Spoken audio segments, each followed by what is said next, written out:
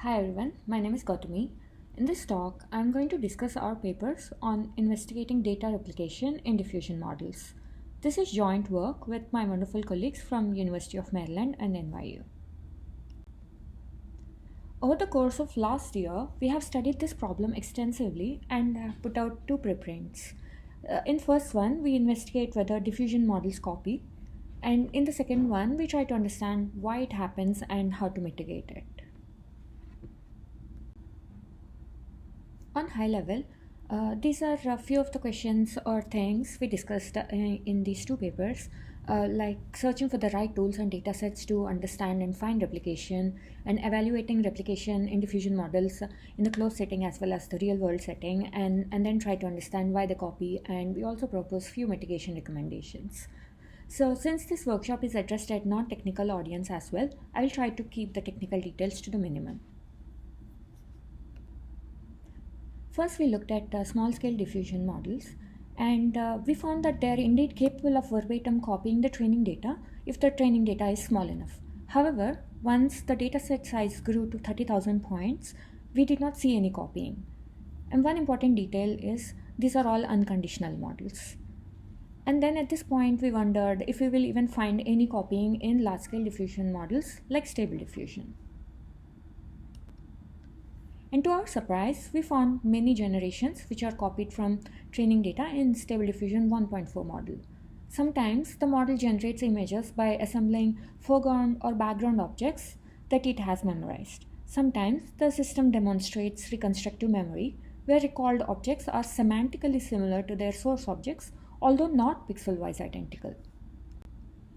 We also saw a spectrum of replication. For very famous artists and paintings, both the content and style are memorized, but for less famous or contemporary artists, mostly style is being transferred. We found that approximately 1.88% of the generated data in our analysis could be potential copies.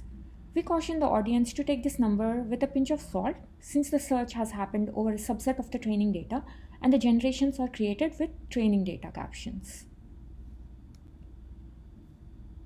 And in addition to the most popular training data duplication is the reason for memorization hypothesis, in the follow-up work, we found that text conditioning can also play an important role in models' replication behavior.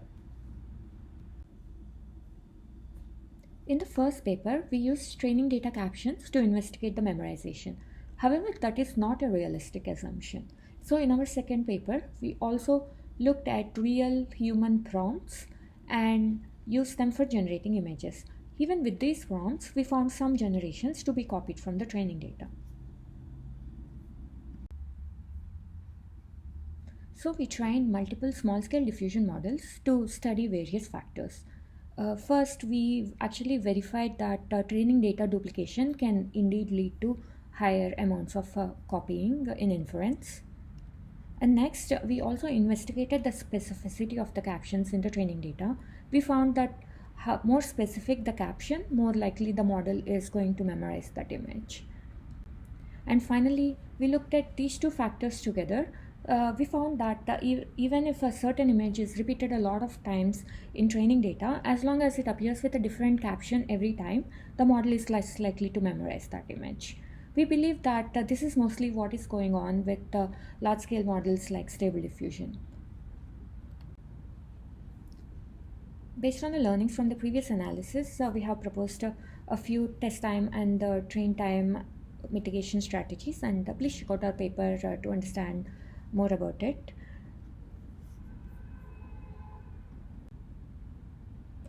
Thank you so much for sticking around till the end. Drop by our poster to chat more, and check out the websites for more details on the current work and the future follow-ups. See ya!